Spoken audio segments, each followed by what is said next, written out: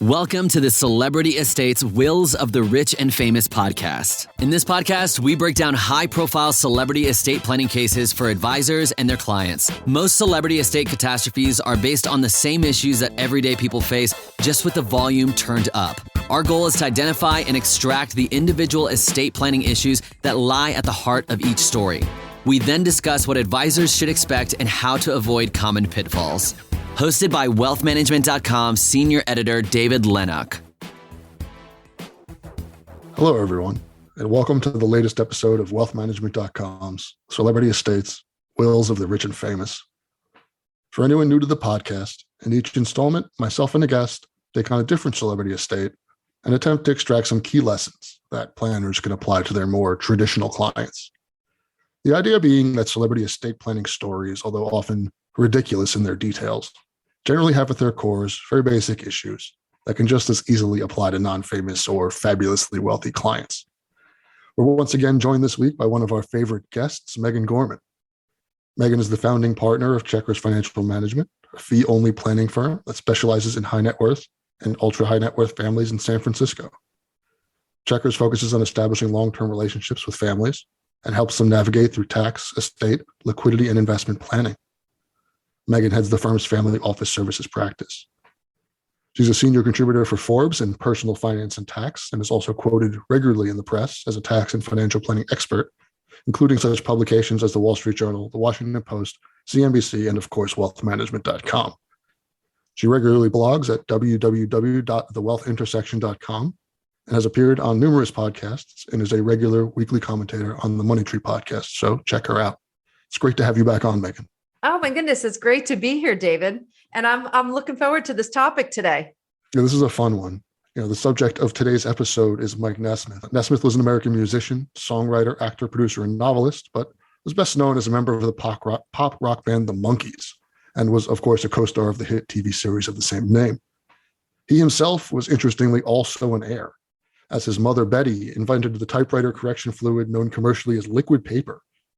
Over the next 25 years, she built the Liquid Paper Corporation into an international company, which she eventually sold to Gillette shortly before her death in 1979 for about $50 million, which is a lot of 1979 dollars.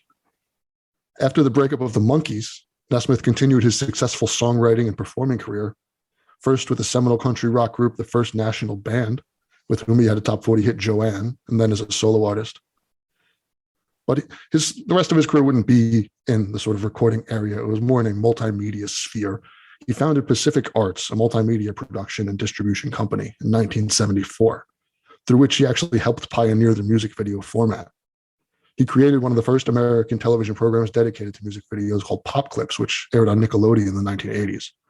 He was then asked to help produce and create a new channel called MTV, which was heavily inspired by Pop Clips, but his production company had prior commitments. In 1981, he won the first ever Grammy Award for Video of the Year for his hour-long television show Elephant Parts. Things have changed a little bit in music video land since then. Nesmith sadly passed away in December of 2021 from heart failure at the age of 78. He was survived by 3 sons and a daughter from 3 marriages. He left the entirety of his estate, worth an estimated $3.5 million, to the Gihon Foundation, established by his mother in 1977. And I apologize for potentially mangling that name, but I must have missed the day in law school when they went over correct pronunciation of biblical rivers, so please bear with me. There's just one catch to this bequest. Nesmith made it in a handwritten will. Now, Megan, why is the fact that Mike Nesmith's will is handwritten such a key consideration?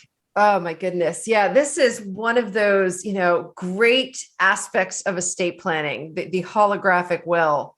And holographic wills are really sort of interesting in estate planning because it means that it is a will that has been written by the testator, and it has certain parts of it that comply with the law, but these wills can be tricky. Okay. So, in a holographic will, we're looking for certain aspects to be there. Okay. And in California, the rules for holographic wills are you need to have testamentary capacity.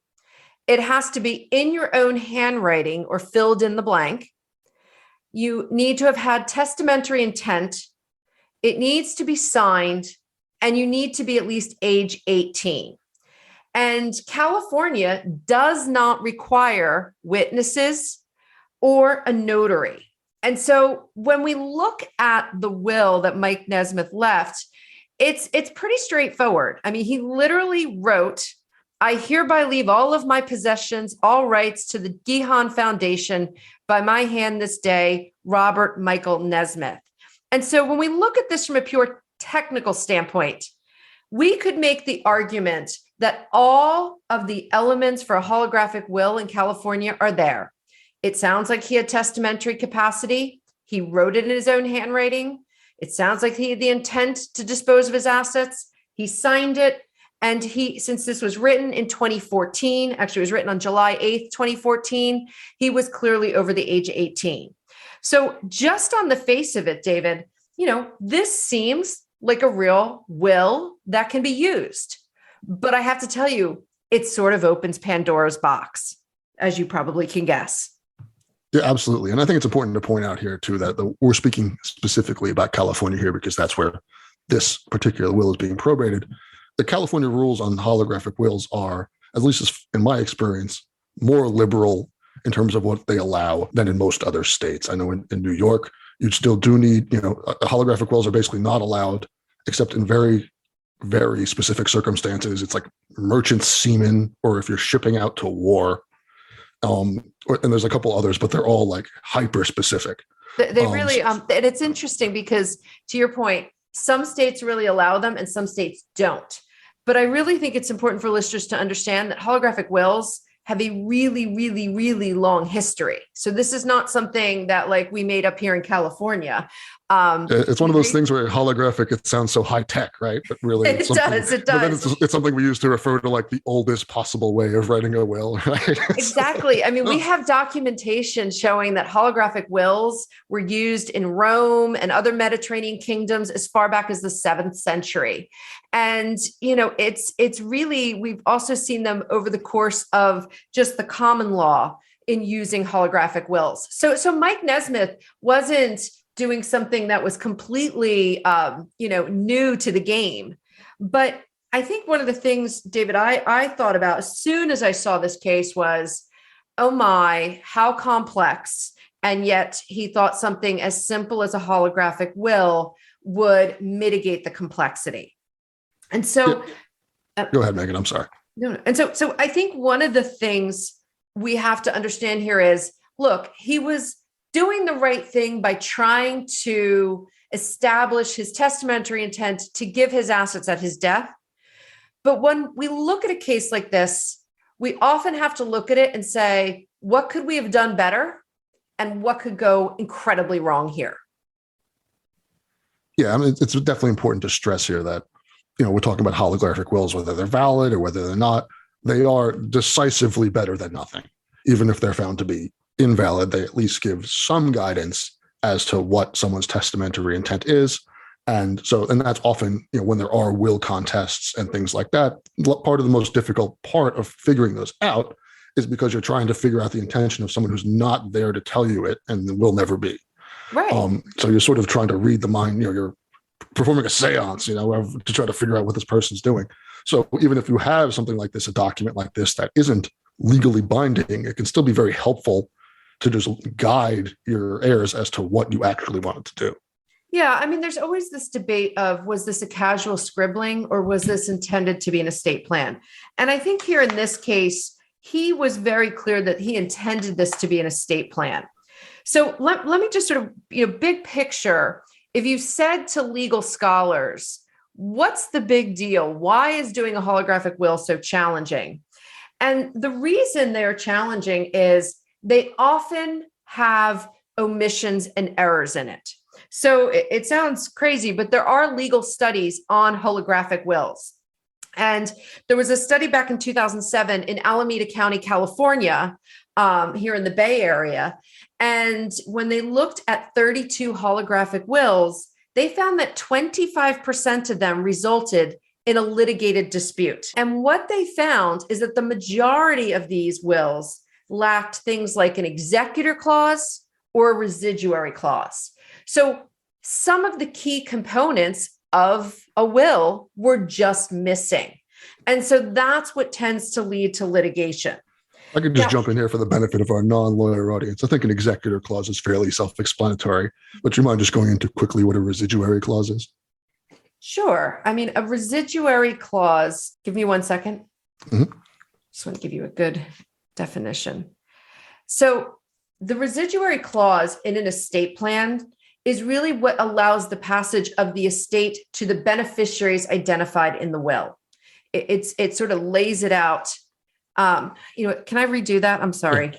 Yep. Okay. So a residual clause basically says who gets the assets not specifically gifted inside a will or a trust. It's sort of a catch-all provision. So for example, if I said, I'm Megan Gorman of, right state of mind, bequeath to David Lenok $100,000 signed by me on this date, and I sign it, and that's my holographic will. Well, if I was worth $250,000, where does the other 150 go? Because clearly 100,000 goes to you, David, but the rest of the estate, it's not as clear where it goes.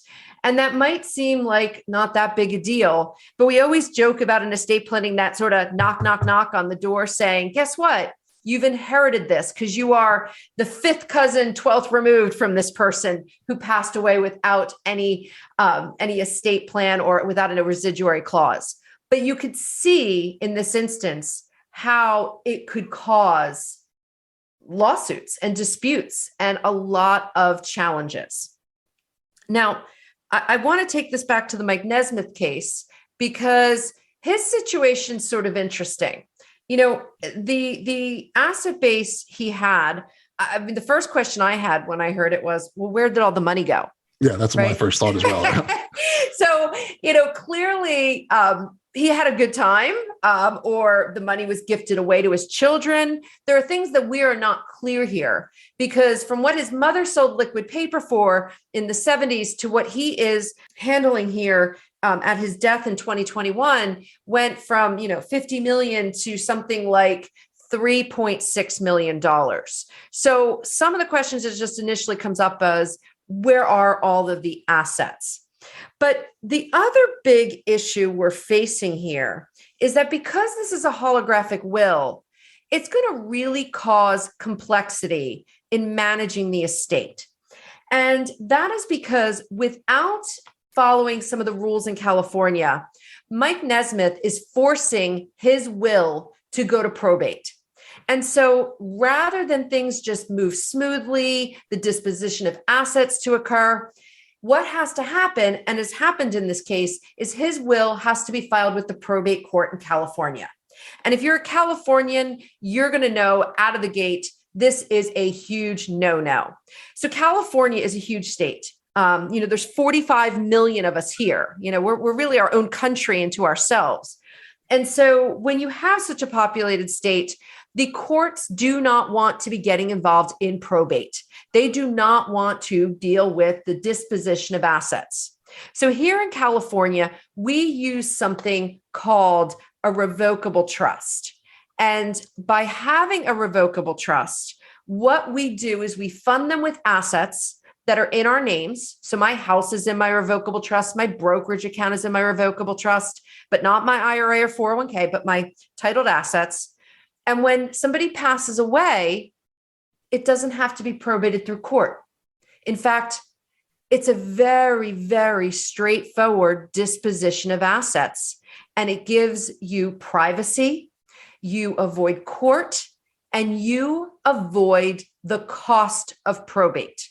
And that is a very, very big deal here in California, because in California, if your estate exceeds around $150,000, you are going to be subject to fees if you have to probate your estate plan. And those fees range from 1% to 4%. And so what Mike Nesmith has done here is, even though, and we're going to get to it, he gives everything to charity, he now has to have his estate plan probated. We need to have an executor picked. We need to have attorneys. Bond will probably have to be posted for this estate plan. And in California, if you get stuck in the probate system and in the probate process, it is typically a 9 to 24 month process if your estate plan is straightforward. So here, his intent is he wanted to give it to charity, right? And now this 3.6 million, which should have just went directly to charity, very clean and easy if it was in a revocable trust, is now in the probate system here in the great state of California. So the one group of people making the money off of it is going to be attorneys, executors, the court system. And that really is not what we want to have happen in general. I mean, it's really interesting how, if you look at his bequest, it's effectively the simplest bequest you could possibly make, right? I give everything to somebody. And yet, because he did it in the form of a holographic will, he has made it wildly more complicated than that. Correct. And that is, is one of those things where it's just unfortunate. Okay. And I think, I think one of the things for those of us who have clients, you have some clients that sort of get how you have to do it and they're willing to follow the process and the system. Right. And then you have clients that are quirky, right? You find out that they like to carve their own path. I think another good example recently was Tony Hsieh of the Zappos wealth. He didn't have an estate. Quirky is a word. Quirky is a word, right? Everything's on Post-it notes, right? So we saw that there. We saw some holographic will issues with Larry King. So a lot of these people who the skills that made them interesting as people, the skills that made them successful as people, often don't make them good estate planning candidates because they don't want to do what you're supposed to do. They want to follow their own path. And what's really sad here with Mike Nesmith is he did this back in 2014. So he had a good 7.5 years from the date he wrote this to the date he died to have done the right thing. And that's sort of frustrating. And so one of the issues that this whole situation brings up is, can this will be contested?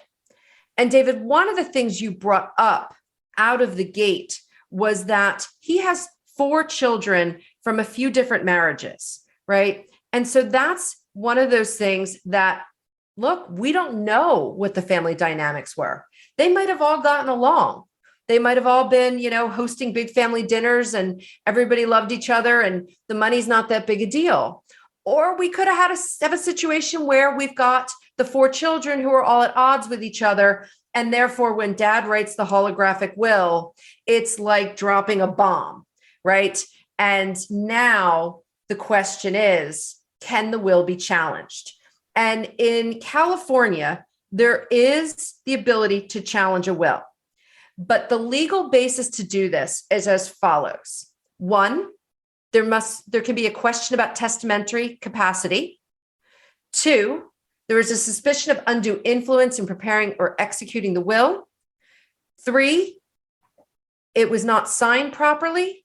Or 4, the testator was fraudulently induced into creating the will or including certain provisions.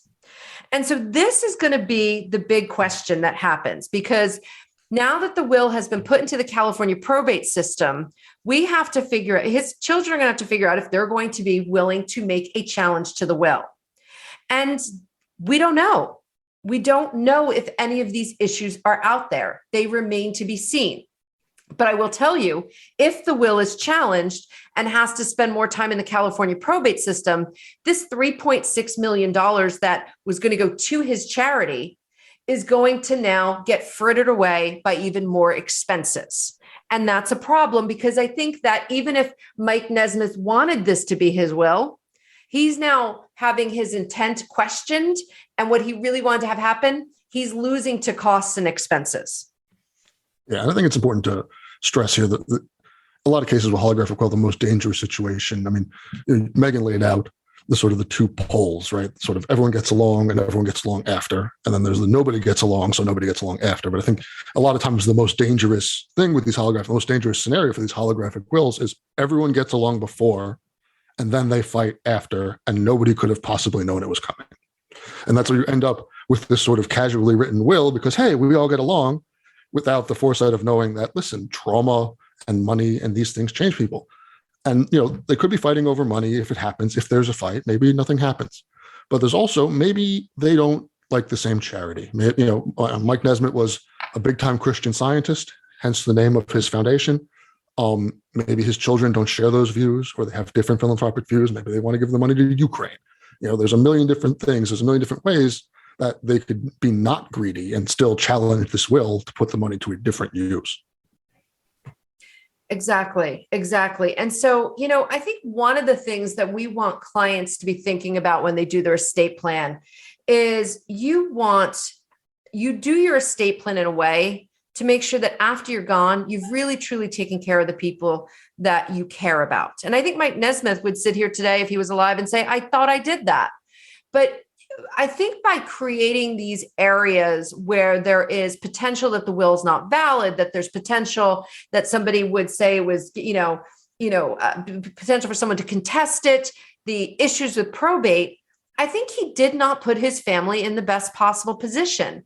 And I find that disappointing, and so I think when we work with clients, we really want to push them to get these decisions made and get them done in the right manner. And I really feel strongly that what you have to do is almost sit there with your client when you're going through the estate planning and say, okay, but what if this happens? The way you want this done here, are you sure that if you give everything to charity, your kids won't be upset? Now, the one thing I'm going to say here is what we don't know in all of this is he could have had other things that worked, like irrevocable trust to his kids. He could have been gifting to his children over his lifetime. There's things here that we don't know, but I'm probably, as if I'm a betting person, I'm going to guess that this holographic will is all he left.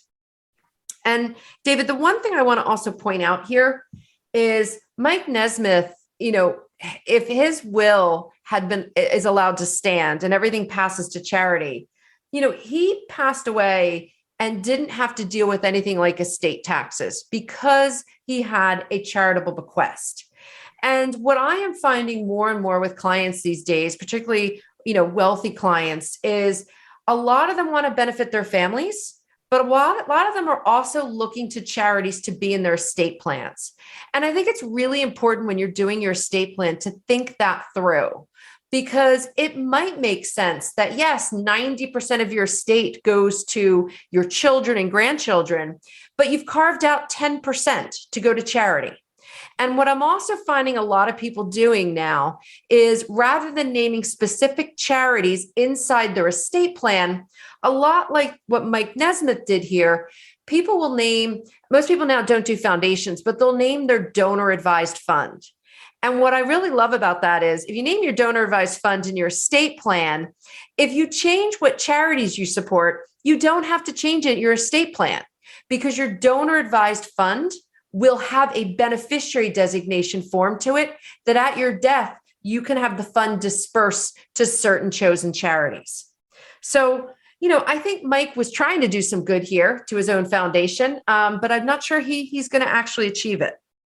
Yeah, I think another very important consideration with charity is that, a lot of plans will fall down, not really amongst the planners, but amongst the sort of people making the bequests, and that, I'm giving it to charity. That's, only good can come of this, right? And then they'll not sort of follow it up beyond that. But when you're making a gift to charity, doing your due diligence, even if it's a well-known charity that you trust, is super important for a number of reasons. First, you just want to ensure the process that the money gets to the charity, and then the charity actually gives it to who they're supposed to give it to, which is sadly a thing we have to worry about. But also make sure the charity wants what you're giving them, right? In this case, there's a private foundation. He's giving cash. It's cut and dry.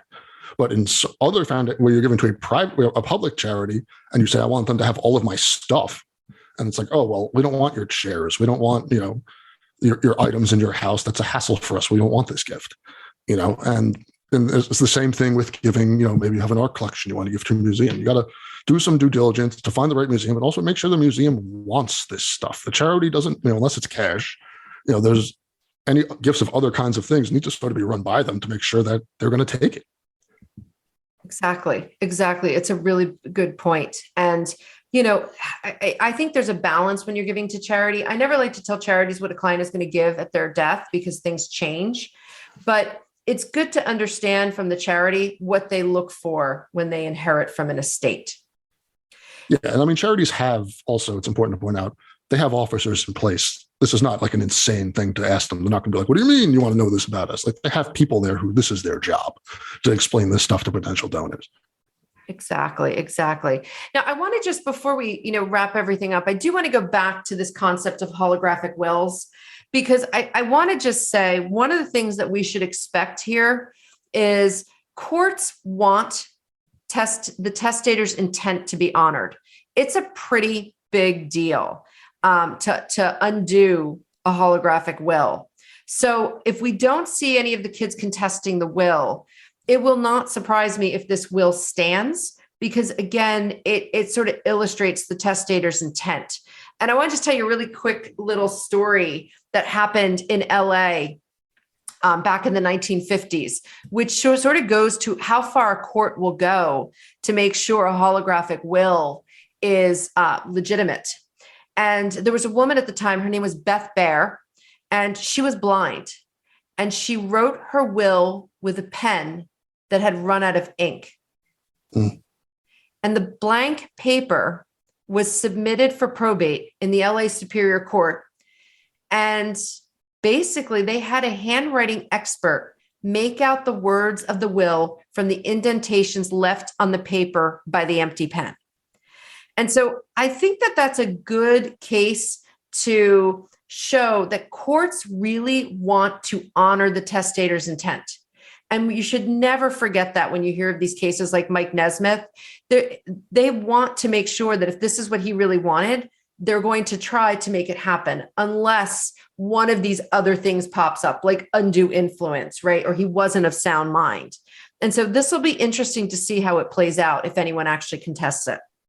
Yeah, and I mean, if we're bringing up examples of sort of crazy holographic wills, I think it was you and I that were talking about this one that you told me about. But, the tractor? Yes. Do you mind sharing that? Oh my God, I love my absolute favorite. I love the tractor story. So this is a story, I teach it in law school. It is the Cecil George Harris case, and anyone who takes estate planning in law school reads it. And it's a case from 1948. There was this farmer, Cecil George Harris, and he's working on his land, and he gets trapped under his tractor.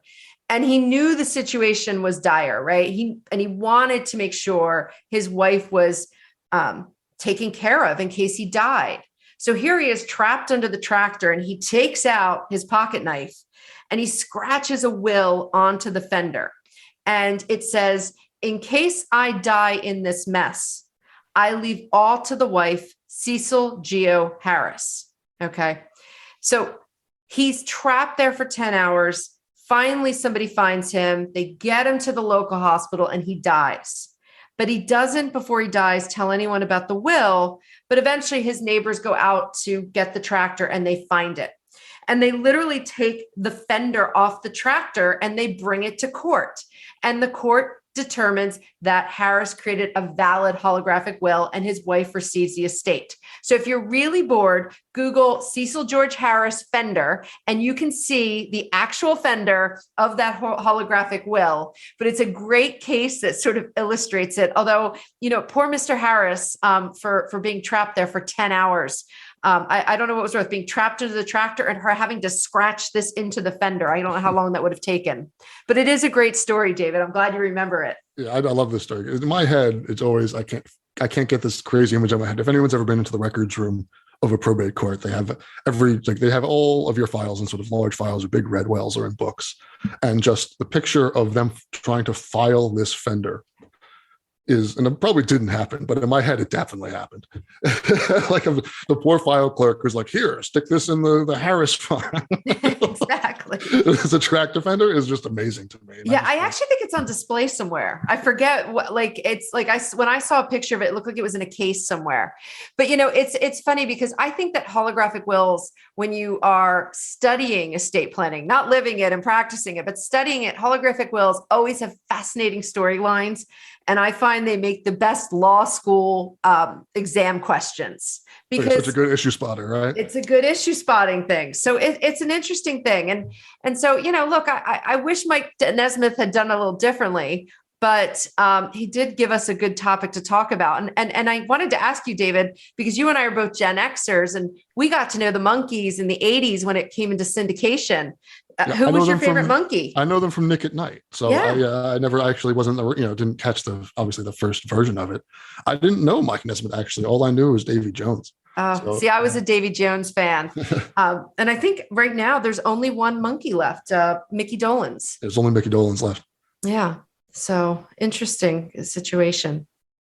Well, on that somewhat downer of a note, I'd like to thank Megan Gorman for being a great guest and for, as always, talking us through a very complex topic in a very straightforward and understandable way. Thanks so much, Megan. Thanks for having me on, David. Talk to you soon. And for all our listeners, I'll see you, or I guess you'll hear me, on the next episode of Celebrity Estates, Wills of the Rich and Famous. Thank you for listening to the Celebrity Estates Wills of the Rich and Famous podcast. Click the subscribe button below to become notified when new episodes become available. The information covered and posted represents the views and opinions of the guest and does not necessarily represent the views or opinions of InformaWealthManagement.com. The content has been made available for informational and educational purposes only. The content is not intended to be a substitute for professional investing advice. Always seek the advice of your financial advisor or other qualified financial service provider with any questions you may have regarding your investment planning.